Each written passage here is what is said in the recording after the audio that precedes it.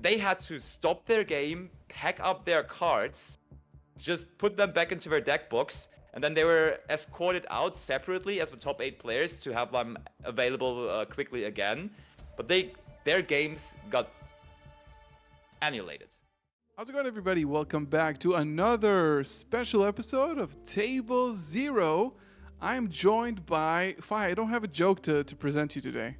You're just Fi today, which is incredible, right? I don't have a joke. That is, I mean, the joke is that I haven't uploaded in a month, but there you go. There we go. And also, we have a very special guest in the house, straight off of the commentating table in WCQ Berlin. We have Lampy in the house for the second time. How's it going, Lampy? Going pretty well. Just came back home from the event, which is ironically still Berlin because I live in Berlin, and had one of the craziest naps ever. Just woke up in time for this, and now ready to rumble with you two guys. Yeah, well, we'll try to do a little bit of heavy lifting, but we've had a pretty crazy 2 weeks of Yu-Gi-Oh! We had the NAWCQ, of course, the World Championship qualifier, where we saw some amazing gameplay. The first 2 events where the Infinite Forbidden, the new core set in the TCG, was legal. And there's a ton to discuss. The events were amazing. I mean, Lampy, you saw that firsthand. It was so crazy. Fuse boxes exploded in the ceiling. It was that crazy. It was that crazy. Hopefully everybody's good. So starting off, first of all, I want to give out. We're covering both the NAWCQ and the UWCQ, but with no shade to anybody in particular. Shout out to the amazing production teams. I mean, it was such a pleasure for these past 2 weeks, and EU stepped it up really with the breakdown interviews. Goated. With the breakdown interview, who came up with that, Lampy? Yeah, it was a process. Like we've been hoping to get that at some point, and we're very happy that we could get that upgrade introduced now at this very special tournament. And I was also very, very happy overall with it, how it turned out, how it looked. It was even better than I expected it to be, because I thought we were like taking a little step up, but I think it looked really sharp on camera in the end. It looked incredible. Fi, did you catch any of the UWCQ? Absolutely. Those segments were like, I'm in esports, and I see bad Telestrator segments every single time. All right, they're so awful. Like, they're trying to get this, and it's like, it's just too complicated. But the way you're able to take the player aside and have them look, it's a feature match. I've been replaced. I'm done. My job's over. I can't do feature match reviews anymore. Lampy live, Fi live. It is just so well done, because you get the player to get through their thought process, get into the mind of the, because let's be honest, like, Yu-Gi-Oh players ain't the most like social or, things like that. They're not gonna like crack a joke, but when you ask them about Yu-Gi-Oh and what they're doing, that is where they can really show their knowledge and be a great person. I was elated to get like Dinka Bui, and he got really into it. Like, I made a whole tweet about it. The fact, like, you get the best players in the game to explain their thought process is super awesome to watch. So, and yours truly, Lampy YGO, did a crazy job in the segments that he did get. Yeah. Thank you so much for that. And I agree. I think like it took a little away from the winners interview. Like, that one became a little shorter, but I think it's good that we divided it in that way, that you had like that bit of emotional talk with Ed. And then where, as you say, Yu-Gi-Oh players are really shining is when they can talk about the game and like the mechanics of the game. And that with the analyst desk, I think was really, really well done. And I think it was good that we separated it like that. Yeah, we saw a lot of players. Actually, I noticed, I think it was mostly day 1, but also probably day 2, the winners interviews. A lot of people experiencing their first ever feature match. I noticed that a lot, which was also really cool. And I think it also, I got a point later in the podcast about, less familiar names making it all the way to the top in these past 2 events, which I think is a blessing, I think, for the game. But first of all, Lampy, we have you on. How was it on the floor watching this tournament? I mean, obviously you are a competitive Yu-Gi-Oh player, accomplished on your own, and you are very familiar with what is going on in the game. both in Master Duel and the TCG. As a player, right, looking at it from not a commentator, but as a player, how did it look like to you? Well, very, very broad question. But yeah, I mean, of course, you can always feel that extra bit of tension with that special event with the European Championship coming down, because there's, of course, more to win than at a regular circuit tournament like a regular YCS.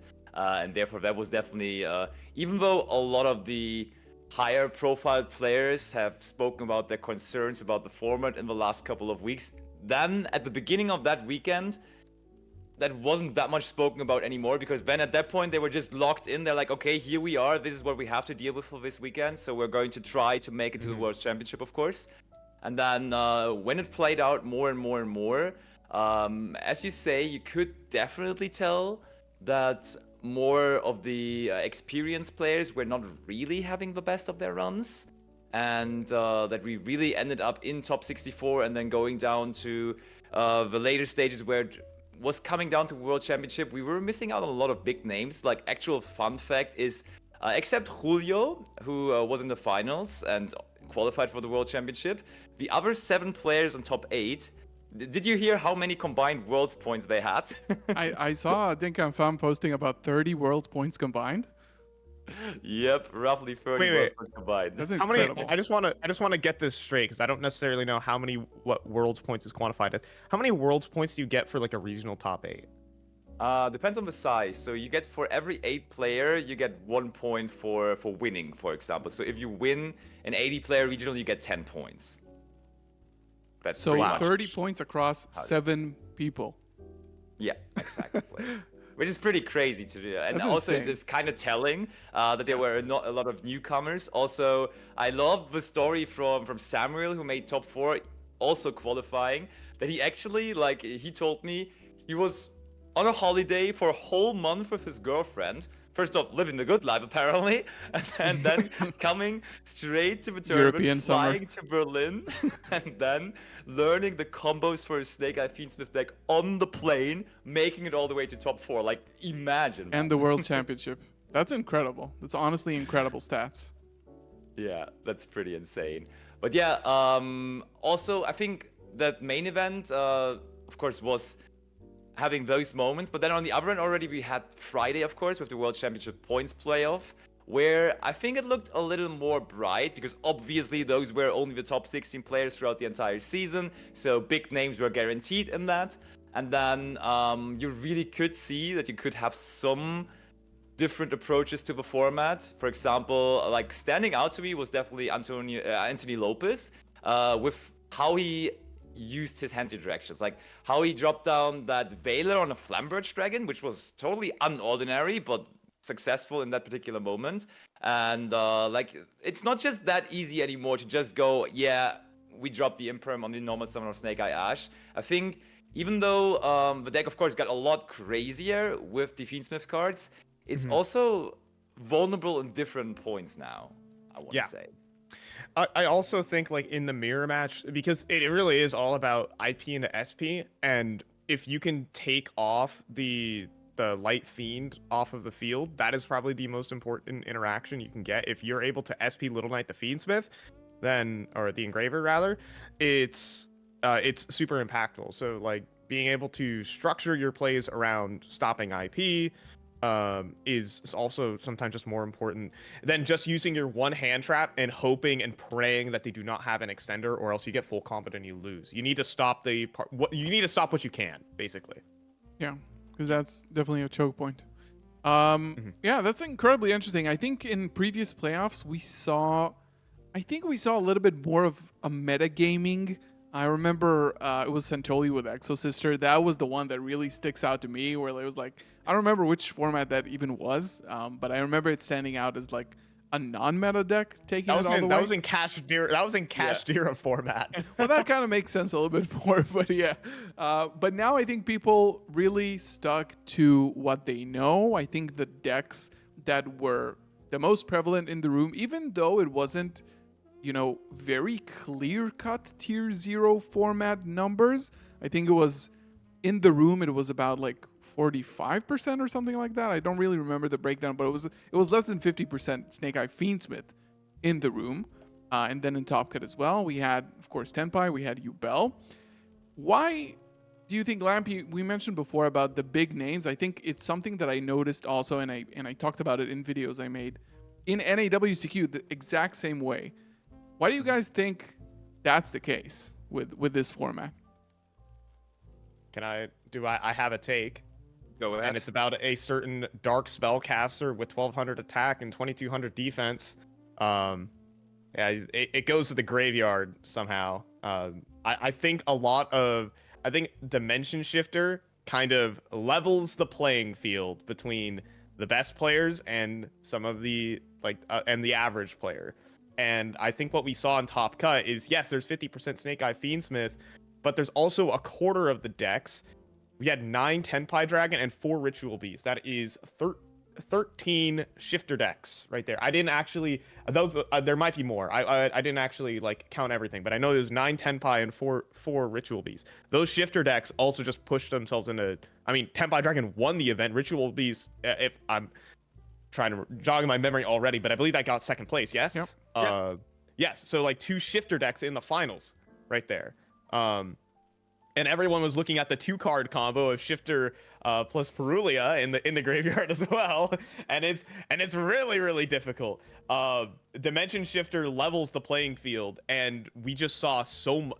And Dimension Shifter decks have gotten better. That is the biggest thing. It's not just Fluanderies where they can fold to a single imperm sometimes. These decks are very deadly. Absolutely. Yeah, those shifter decks are definitely still around. And I think there's also, again, a major difference between the playoffs and the main event, because in the playoffs, we had in top 4 Snake Eye Fiendsmith decks, so they were really converting very well there, even though in overall representation out of the 16 players, I think it was only 8 or 9 Snake Eye Fiendsmith, so they really converted there. So I already was in for a long weekend on Friday, because I was like, okay, it's going to look the same in the main event, but then the main event, it unfolded in a different way. And honestly, it's kind of tough to tell what the real reason for that is, because yeah, it's a very big tournament of 2,200 players, but and I think that is something that you want to talk about as well. The format has a couple of flaws that kind of take away at least a little bit of the ultimate skill aspect of the format, because when I was walking through top tables, there definitely were multiple games that I could witness, and also get multiple of those on the feature match, where either it was Fiendsmith Lacrima deciding the game by dealing the 1,200 damage, or Spooky Dogwood coming down on the going second player side. So, I mean, there's no real counterplay to that, is there? You know, you can't outskill someone that is going to use the effect of Lacrima in the graveyard.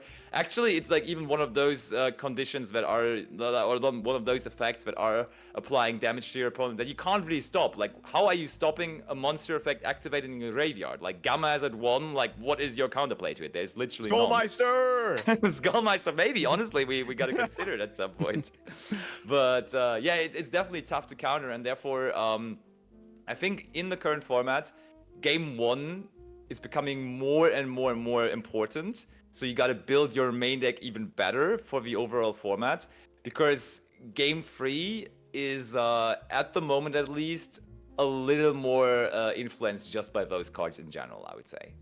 Yeah, I went around and I looked at all the top 64 deck lists from last week from the NAWCQ. There were either 3 or 4 decks running Spooky Dogwood. That is it in top 64. Not all deck lists have been revealed for the top 64 in Berlin, but I went through the first 10 and 6 of them were running Spooky Dogwood. So I think, and this was one of the more interesting things that Fi and I talked about in the previous episode, that we really want to see. First of all, everybody's going in blind, sort of blind, into the NAWCQ, right? New format, obviously people are testing with the cards to be released in the set. However, you don't really know how it's going to shape up in the scope of a 2,000, 2,500 people tournament. That's a little bit different for the longevity of this event. You don't really know how long people are going to take to play their combos. You don't know if games are going to be a little bit longer. And I think that we were super interested, and I was super interested personally in like seeing what will be the shift between NA and EU. And I think this was the most obvious thing to me on stream, that the time component, the fact that it's always prevalent at the beginning of the format. We've already talked about this in this show, that in a new format, turns take longer.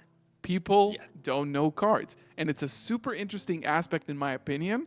And we've obviously seen that. I think that Konami, in terms of balancing out the game as best as they can, try to, if I talked about evening out or leveling the playing field, right? And I think that with cards like Dimension Shifter, for example, or, I mean, Spooky Dogwood, I don't know, it's a pretty novel take. I got flamed in the comments of my recent YouTube video a lot for saying that it might be a problem. But, that way of evening out the playing field, that's something that a lot of people find really good in a format. I think a lot of people actually find that to be a good thing, meaning that they have more tools to deal with normal summon Snake Eye Ash, which pluses you infinite. People are going to have that take. I think on a locals level, I can understand the take, because everyone, for the ability to give your deck a chance at winning, I do understand the take of you want to have some fun and you want to be able to scoop up some wins. For example, when I started playing Yu-Gi-Oh, I was playing a base. Yep. We lost Fi again. Lampy, what did you take that? He'll return. I think the Spooky Dogwood thing, it has very, very rare applications of just being there for its actual effect, right? It's a card that is only applicable for the environment that it's used in competitive tournament play, where it is going closer to timeout. I think the only application where I could really think about it not being that case was in Telemans format. And I think it was the Americans actually figuring that out, that they were like, hey, I can't play through Dweller going second with my Telemans deck, which was very valid. And therefore they included Spooky Dogwood and used it on their opponent's turn. So they actually gained 1 million life points, because the combo of Telemans, of course, summons so many monsters. And that brought them so many life points so that they could survive 2 turns under Abyss Dweller. So I was like, that does kind of make sense. That is something where the card is used in its original sense. But besides that, the card usually was just used in the context of time purposes. And therefore, I'm not that sure whether that's really so healthy. And it's tough to address though, because are you really going on a Forbidden Unlimited list to address a card that is only good because of certain tournament environments? But the power level of the card, quite frankly, is actually not that great if you just rate it there. So I'm not sure how to address that problem, to be fair. I'm back. Hopefully I'm back enough. You're back. Long enough to make a point. But about the point that I was making, on leveling the playing field, when I first started playing, I was 11 or 12 years old, and I was playing this Paleozoic Frog stun deck. And I loaded my main deck with copies of D-Barrier. I was main decking Anti-Spell. I was playing... I was not fun. It was not fun. And during Zodiac, it was past Zodiac format and just into further and beyond. And I wasn't playing a fun deck, but I was stealing wins versus good players because I'm just playing these cards that equalize it, and that made it fun for me. Because let's get this right, folks. Losing is not fun, all right?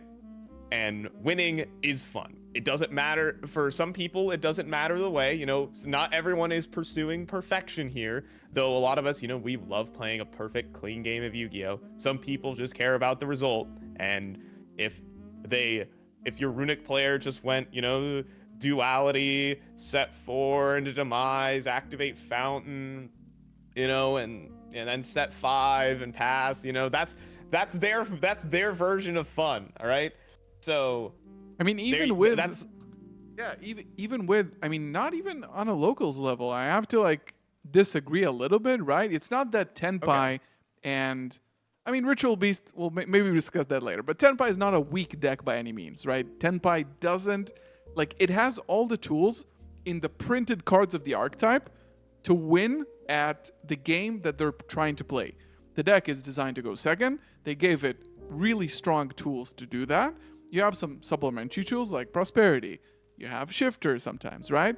But obviously, it doesn't necessarily need those tools. Like, it has those tools, but it obviously helps. But when a player who's playing Yubel or playing Ritual Beast, which is a newly supported deck that people really like because it's also a very old deck, even Tenpai, Branded, whatever, right? They look at a normal summon Snake Eye Ash and they say to themselves, even if I have 3 hand traps in my hand, it might not even matter.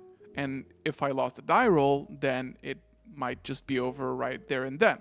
So I think that there's a lot of discussion over the years of the necessary evil of the game, right?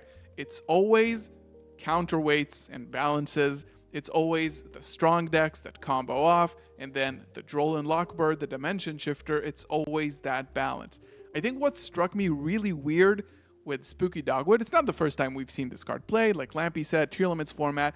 I actually, like, it was a few months ago where I played this versus Tenpai because I just didn't want to die, but I didn't even realize that the Trident Dragon could just kill you under the Spooky Dogwood by itself.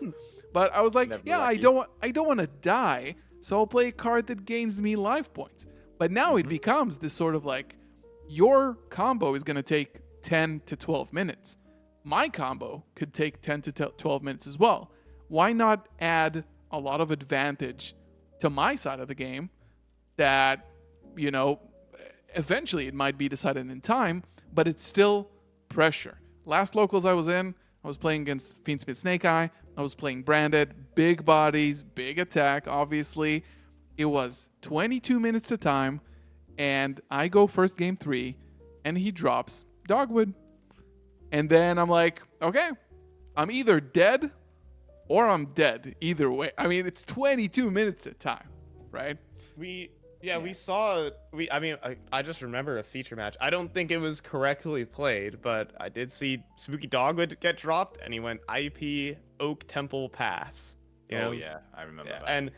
And I'm like, what can you do? I mean, I personally disagree a lot with that play because that loses to everything. It loses to the Raigeki Dark Hole, which, by the way, I find it. I'm gonna almost loop it back to the topic of equalizing the playing field. A deck with 3 Raigekis and 3 Dark Holes just won the EU WCQ. It is so legendary. Legend of Blue Eyes could not be more back. LOB, baby. Back on the and map. Feather Duster.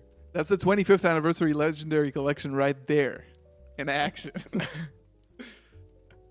But yeah. That was fun. But like, this the time situation. I also want to talk about there was an excellent Twitter thread by Ben Kortzkamp, aka Bank1W. He made top 64. Shout out Ben. Yep, shout out Ben. Honestly, up and coming duelist. I remember he was like absolutely cooking with Rescue Ace back a couple months back, and but he made an excellent Twitter thread about what this format is, and he said something that really stood out to me was that Snake Eye is the only deck that does all the fair things the best. It does everything. Snake Eye is a fair deck in the way that it does not FTK you. It allows you to play. There is interaction. And in fact, the interaction right now that this deck is promoting is allowing certain decks like, God forbid, a Magical Musketeer. Shout out to Dinka. That deck, I've been trying it out, by the way, since I saw it. And it is the most fun I've been having playing Yu-Gi-Oh! In a long time. Because resolving Max to summon 3 from the deck or add 3 cards from your deck to the hand is very fun. But Snake Eye is the deck that it does the fair things the most. So every other deck has to do something unfair. Whether it be something like Dimension Shifter, and for Ritual Beast, they're gonna add Arch Nemesis Protos to their hand. and call whatever attribute they think you're playing. If it's dark and you're playing Yubel, you just pack it up for the next game. If it's fire and you're playing Snake Eye, you typically just pack it up and play the next game. And if you're playing Magical Musketeer and they call light, you pack it up and you play the next game. And there's also other decks other than just Ritual Beast, but like there's the Gimmick Puppet deck that's running around, scoring some tops in its own way. It's doing well. And so it's just like you have one deck, but then everything else and the decks that also surround the format have to be unfun to play against in order to do well in this format. So that is, I guess that's formats in a nutshell. But like, if I wanted to like put some rose-tinted goggles on, like Sprite Tearlaments wasn't necessarily like putting up FTKs until, well, Ibly came around. But you know, it was. But even that is something that you can deal with pretty frequently with tech cards. This feels very difficult to deal with because the format is so wide that you have to play certain cards to deal with Snake Eye, and then you kind of lose to some of the FTKs in its own way. So that's one of the gripes I have. But complaining won't get you wins. And what Lampy said at the very start of this podcast was all the players, when the tournament started, said, this is the format we are playing. They sucked it up, they played, and you know, we had a tournament, you know? Yeah, you gotta. I'm just yapping. Yapping. That's what the show. We are yapping here. This is a yapping show. It's a podcast, yeah. this is yapping. Isn't that what it's all about? Yeah. Yeah. Lampy, any other thoughts or noticeables from the weekend? You obviously saw like commentating. I mean, I can't imagine how that is, but you know, when you're watching at home, you know, you're grabbing a snack, you're going here or there, but you probably like remember every single move or misplay or like well played move. Anything else that stood out to you this weekend? I mean, you gotta mention it. You also realized that happened because the stream was paused for, I think it was roughly an hour. There was that fuse explosion in the venue, and during that round, that was during top 8. So literally imagine it's the most important round of the entire weekend. It's the round that determines who goes to Worlds and who doesn't. It's literally the moment everyone has been anticipating, and therefore we also tried to do a new segment where I was going with a camera to the top 8 tables. So there's of course 3 tables left, as the other one is playing in the feature match, and like capturing the moment that they are celebrating when they get their tickets to Worlds, you know. And so I was out on the floor kinda, and I was actually quite close to the explosion then happening. So I kind of saw it firsthand. I was actually just basically looking at it while it was happening, and it was a crazy moment because everyone is safe. First of all, that's fantastic. Luckily, no one got hurt or anything, but I was shaken up by that because literally around me, people were jumping down, laying on the ground because that was a very, very, very loud bang, you know? Like, you couldn't tell what that was initially. You heard it on the stream, how loud it was still on the stream, you know? Like, imagine being closer to it. It was, like, actually insane, and, like, you could see the fireball coming, like, the fireball pressed up a door, basically, like, with its force, and came out of there, and was, like, it was some movie stuff, for real. And, yeah, and then after that, like, the whole venue was kind of flooded with smog, like not smog really, but like you could tell there was a bit hazy. It was a bit hazy, exactly. That's what I was trying to say. And therefore, I was very happy that we evacuated. I was happy that they took the situation as seriously as they did, because I think it would have been under no circumstances correct to just continue with everything. But as I was so close with the top 8 tables there, I also saw how that was being handled, because with the stream, with the top 8 match on stream, they just told the players, hey, leave your cards on the table, we're going to pause the stream, and then we're going to decide what to do and continue later on. But with the other 3 matches outside, which I was following because I was trying to catch the moment they're winning, they were all in game, they were all playing, it was in their round. And I think all of them at least finished 1 game until that point, so they were like game 2 or even game 3 already.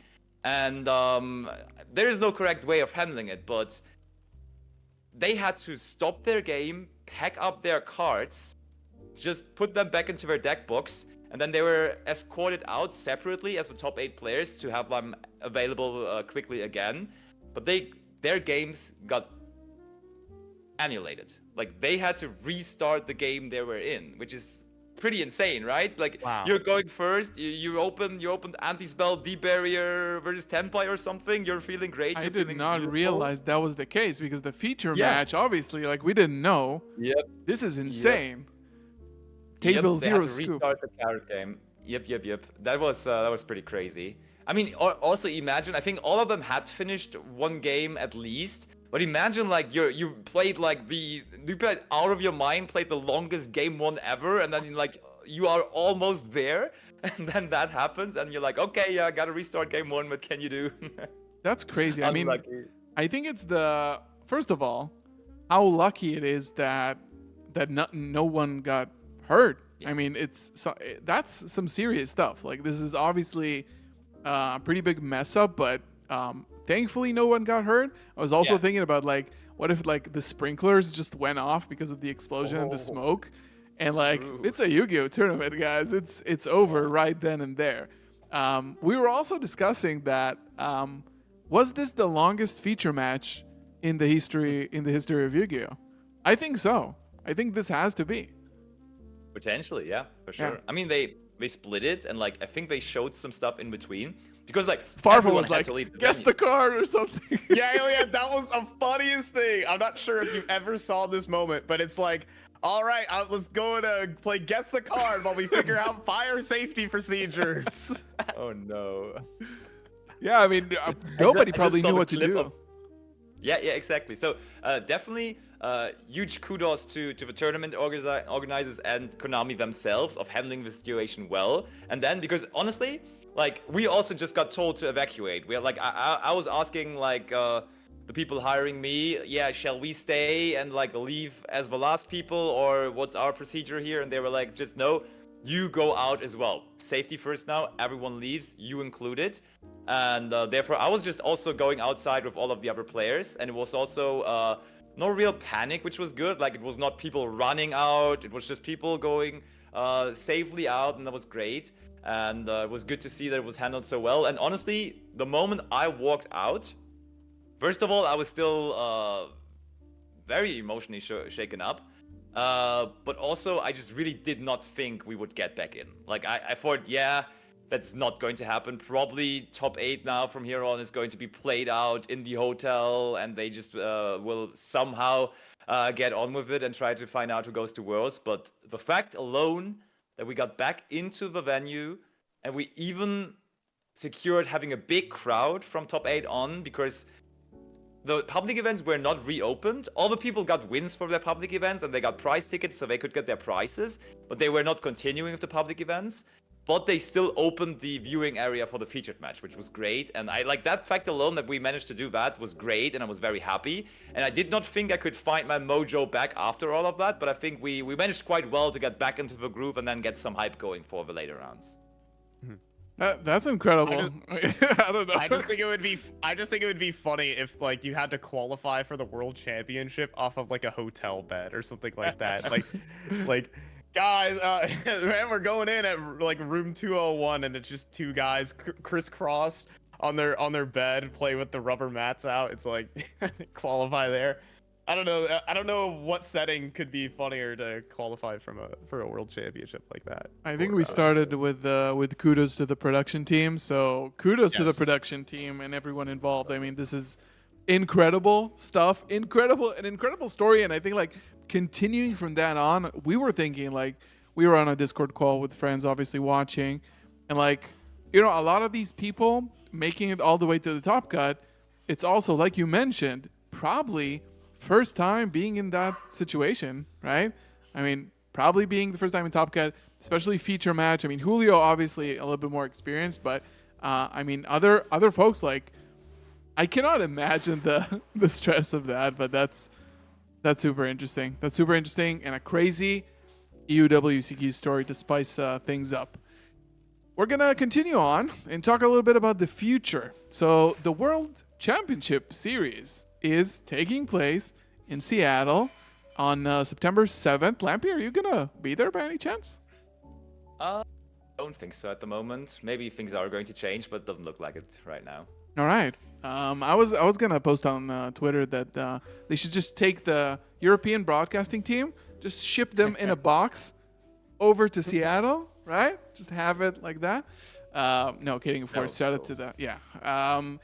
But Konami has said in recent rare communication from Konami that, and I quote, "So we can see the impact of the Infinite Forbidden on the game before making any changes," and that is of course regarding a Forbidden and Limited list that will take effect late August, which will be for I think probably YCS Sacramento, possibly, kind of a stretch, but specifically for World as well. But there is a YCS at the end of August, which is also wild. Terrified. It's also wild, right? At every event, you're wondering, are they just gonna drop a ban list the week before, and like, is all my prep gonna be for naught? Which is why lock in for Magical Musketeers. Let's go, because that can't possibly get hit by the list. True. But yeah, I'm as someone who is prepping to go to YCS Sacramento, it's a nice 5-hour drive. It's so weird. Everyone's in EU's like, oh, it's just a 3-hour train ride for me to go to the next YCS. Of like, I have to drive across the state of California to get to this one. Lampy, what was your commute to the venue? And S1, right? There we go. How long does that take? Half an hour, roughly. I Berlin hate it is here. big, so it was like other end of the city, kinda, but I was okay. Thanks for asking. Don't worry. It takes about 2 hours to go from one end of Los Angeles to the other. So, shout out to public transport. Let's go. So when's Sacramento? August 17th. Oh, that's not in- late August. We were like, what is late August? Is it past the 15th? Is it past the 14th? Late August? It's so cryptic, right? Yeah, so you it's don't know. 3 weeks from now. 3 weeks from now for Sacramento. So At the current moment. I mean, it feels kind of early for a Forbidden and Limited list for Sacramento. Definitely not for Worlds. But like the fact that they said late August, who knows though? They might drop it tomorrow. They might. It's so weird though that we're like connecting the next update for the Forbidden and Limited list in the TCG to the World Championship, all right? Because like there's no initial connection between these two originally. Because the list is going to be combined with the OCG list to then be applied at the World Championship, but it is not supposed to do anything for the World Championship format, but it's supposed to regulate the TCG format. But now that's also why I'm a little afraid about it actually being under the influence of that a little bit, because they are like, okay, we can make some fixes before the World Championship, so let's see how we're going to address that, which is absolutely not what the purpose of the list is, of course, for us. Yeah, not for us, but I think they have. I think this is going to be a very hard job for Konami, specifically this Forbidden and Limited list. Besides the fact that obviously there's a YCS, probably not super impactful to the format. I mean, it is a YCS, but you know there are YCSs a lot. The Worlds, like you said, it shouldn't really impact it. However, given the fact that I was always wondering, like since they released the message, of how they are looking at Infinite Forbidden, because we know historically cards on the recent set that just came out, that is on the playmats, those cards usually stay safe, and for a reason, people should be able to play with those cards. However, Konami was like, we are aware. First of all, they wanted to get out communication for people preparing for the WCQs, which I think was a huge W. People appreciated that.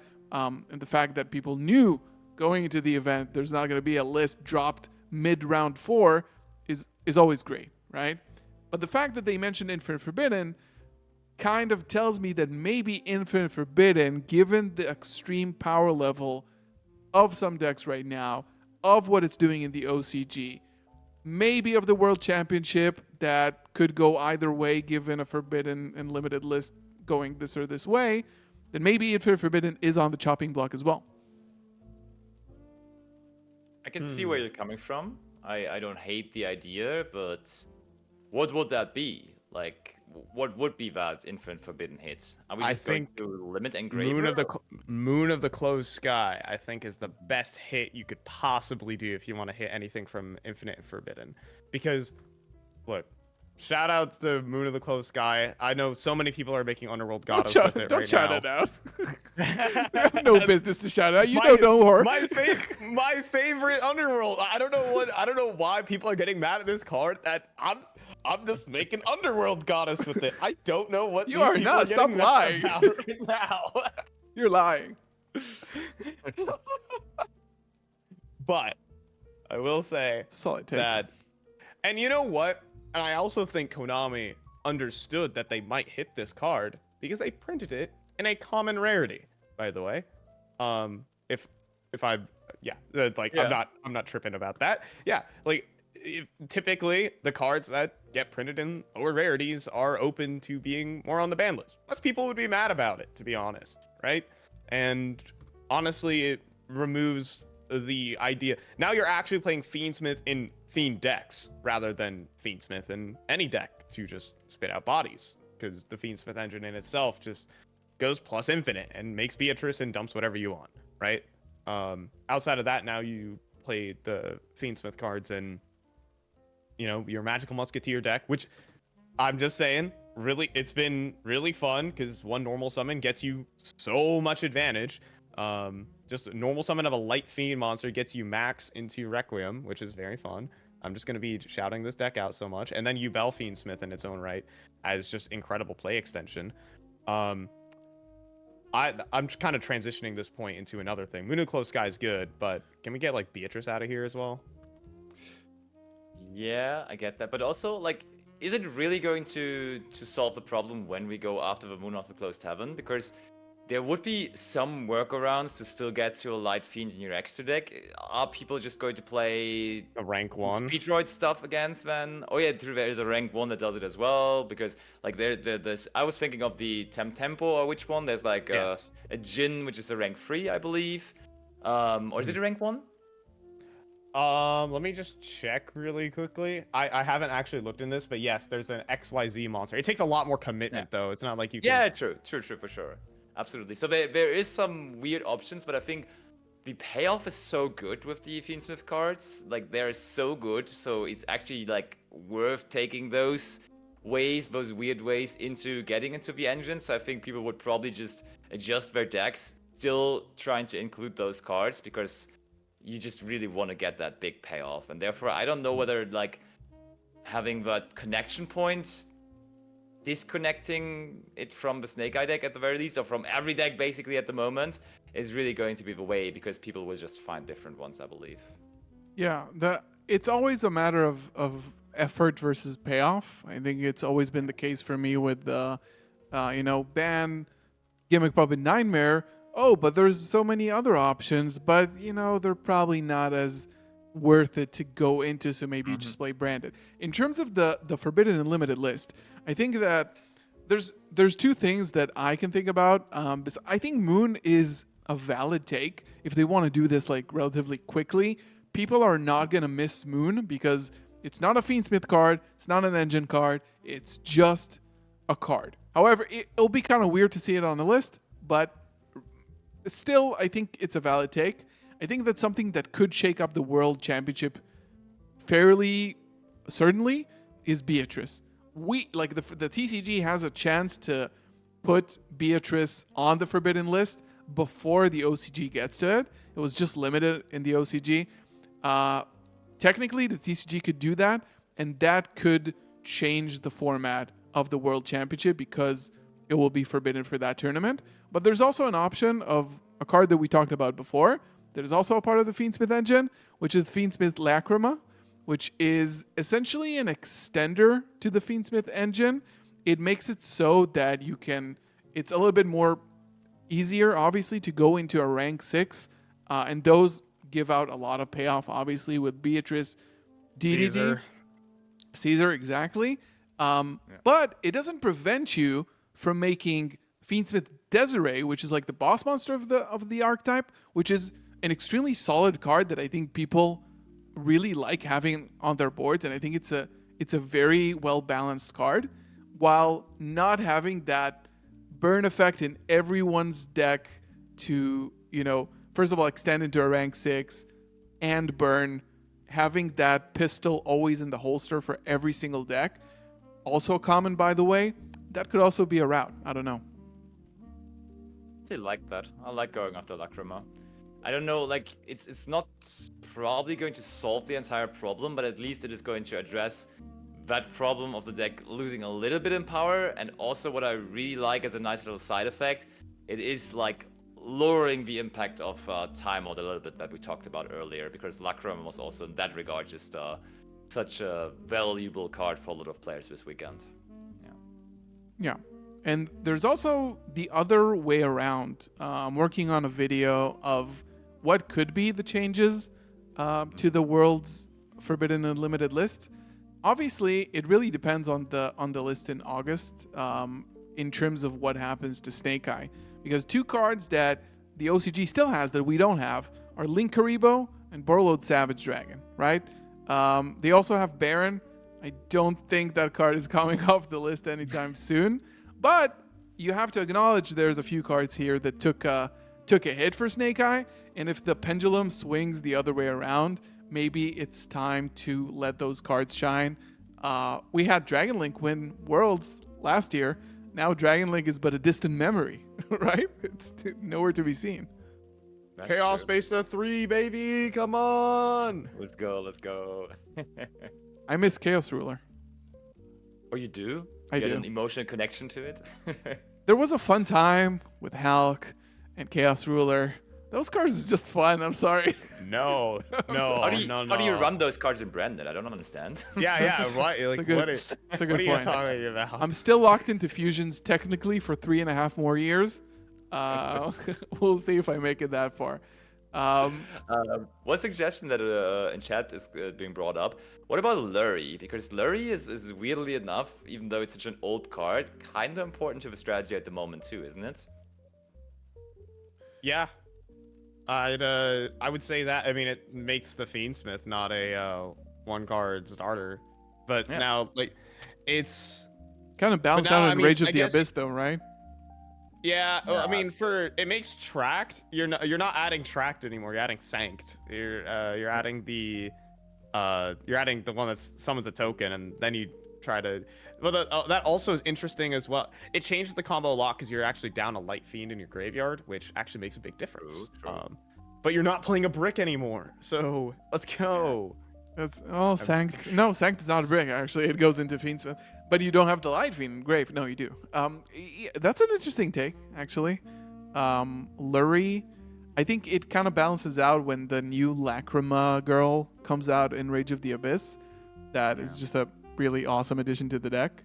Another thing that just came out in Master Duel, Heavy Storm. Heavy Storm is a card that is legal in the OCG and Master Duel. And we still have addition. Yeah. Another addition to Esteban's Tempai Dragon deck. Yes! Heavy Storm, Lightning Storm, Dark Hole, Raigeki, normal summon Pydra. He's like General Grievous right here, taking another lightsaber. That's actually crazy.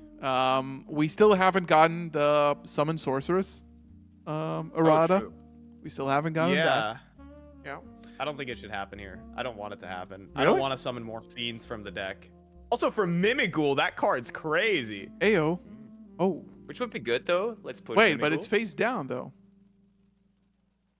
Let me just see. Okay. You need the typing. I don't know the errata, but yeah. But you can still flip the monsters. Flip the Mimighoul monster face down. There's gotta be some way to cook that. All right. I mean, it would be very... Yeah, sorry. No, you're going on. It would be so weird if they errata of a card in the OCG and then never errata in the TCG, right? That just... It has to happen at some point. They did it with AFD. They did it with AFD and Ancient Fairy Dragon. And no, but it came out. It did come out. Yeah. It's But they eroded it for again they eroded it first in the OCG. I'm saying that it pretty likely to happen here. Yeah. Also, it looks like in the OCG they're setting themselves up to ban Maxi. So yeah. That might be a topic for another episode, but we have I think it's something's happening in the OCG with like a big setup of splitting Maxi into multiple different monsters. But right now, OCG players are having fun playing 6 Maxi in their deck. So, closing thoughts. We're at 15 minutes. This is about the time where we like to end the show. Lampy, for you, we did discuss the World Championship. We have a YCS in Sacramento. We have a YCS in Lille in probably like 2 months' time, September 27th, I think. It's going to be the 275th YCS celebration. But anything you're looking forward to in terms of end of year Forbidden and Limited list towards the World Championship, which is going to be super exciting, but then also like a really quick start into the season, which is not super common in past years. Yeah, actually, it feels like there's no real break because usually there was always like a big break after the season, and then you would have a lot of free time, nothing really to do. That also caused usually the prices of cards to tank quite a bit. I don't know how that is going to look like this time around because still, like, of course, the big tournaments are done, so it might still happen. But it's a different situation. It feels different. It feels refreshing for sure as well. There's not just no Yu-Gi-Oh to be played at all, which I really think is cool. And Worlds is going to be very exciting. I think one major improvement is going to be that they're going to focus more on Master Duel for this one, because last year I think the Master Duel segment and the dueling segment actually were still combined, and therefore like sometimes they would show a round of duelings where they could have also just shown a round of Master Duel instead. And I think Master Duel, let's face it, it has outperformed and outgrown Duel Links in many ways, and therefore I believe that it's very important that we're focusing on Master Duel a lot more, and I'm very excited that that's going to be outstanding on its own for this time. And it's going to be interesting to see whether there's more stuff coming moving forward, because of course we all know that there's that general discussion, of course, going on in the moment. And yeah, we had a great tournament, we had a great show to provide there, but still there's a lot of topics in the community being addressed at the moment, where players are not super happy with the game at the moment. And I think there is a couple of things that need to be addressed. A new season, of course, gives new chances as well. So I would be hopeful that at some point also that we get some changes in some of the topics, or at least some clarification, some information. I think communication has gotten a lot better over the last couple of months, and therefore getting some communication maybe on some of the hot topics like pricing or stuff like that would be super appreciated, wouldn't it be? I have no inside info or anything. That was just something that I would be wishing and I would be hoping for sure. Yeah. Fine. For like closing thoughts for me, this format, I genuinely, again, I did not attend the NAWCQ. I was just a spectator throughout this. I of course was watching games and I was keeping up with all the meta game developments and the likes, but I never really. This format did push me out. Actually, it just said if I'm not going to be attending the NAWCQ, I'm just not going to be playing this format. Now that I'm moving to Sacramento, of course, I'm going to jump back into the swing of things. But I'm kind of a little bit, I'm kind of happy that this format is kind of coming to an end. And then, or maybe it won't, but. It's what I've seen. It's a lot more open than I initially thought. That I think is the biggest thing, is that you actually have a lot of variety in the deck choices, and if you don't want to necessarily play the best deck, you actually have a lot of options and a lot of alternatives. And I think this format just reminds me of Cached Era, where there are a lot of answers to said deck right now. You just have to play the deck that has the answers. So play Dimension Shifter. Have fun. And the answer is Dimension Shifter. I think, Lampy, for your closing thoughts, I would agree. I think that I'm usually an optimist in life, and I think that Konami has actually done a good job over this last year on improving a lot of things that people felt like needed improving. I think the communication part, just like, you know, content in general, I think it's also appreciated. Just like get as much content as possible. It's a slow growth, and we are seeing some players, you know, take issue with some things in the game, including pricing and stuff like that. But I think I want to be a believer, because I think everybody in this room, everybody watching, including the 60 raid party from Jib, everybody loves this game and want to enjoy playing it and want to see it do well. Some people might say, okay, I'm going to go play another card game, but I think for the most part, the reason we fight so hard to play this game, even though it's not fun, even though we get shifted, even though we get debarriered, we still show up to locals, we still show up to tournaments, and we do this for the love of the game. So if anybody from Konami is listening, and you know, if this gets out somewhere, we love this game. We just want it to do good, right? And I think we deserve it. I think we deserve. It's the best game. It is the best game, and I'm not gonna normal summon Donald Duck over in other games. There's no way. You're not gonna find me doing that. And I'm not summoning Red Luffy. I'm not summoning. I'm not summoning whatever that bird guy Luber, is. the Jester of Despia. That is it. And we're gonna wrap it up here. It's been an awesome episode. Lampy, thank you so much for taking the time after a long, probably very arduous weekend out of your end, taking the time to discuss things with us. The stories about the explosion were top notch. It's gonna go right to the top of the video.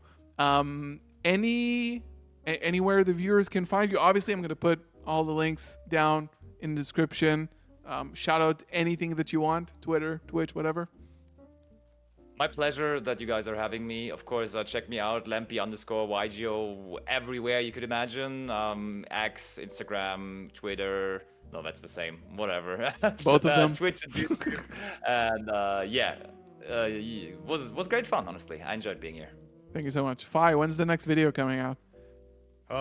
It's in the ideation phase right now. I've kind of been going outside a lot and kind of taking like a little vacation, doing like life things. So, but it is in the ideation phase, and I'm gonna start reaching out to people, doing some research. Maybe you might be reached out to. You never know. So currently, in the move, things are moving right now for me. Yeah, keep your phones off of vibrate, because Fi might be giving you a call. Thank you so much for listening and watching over on YouTube. Check out Fi and, of course, Lampy in the description box below. Thank you so much. Have a great rest of your week. We'll see you in the next Table Zero. Peace out.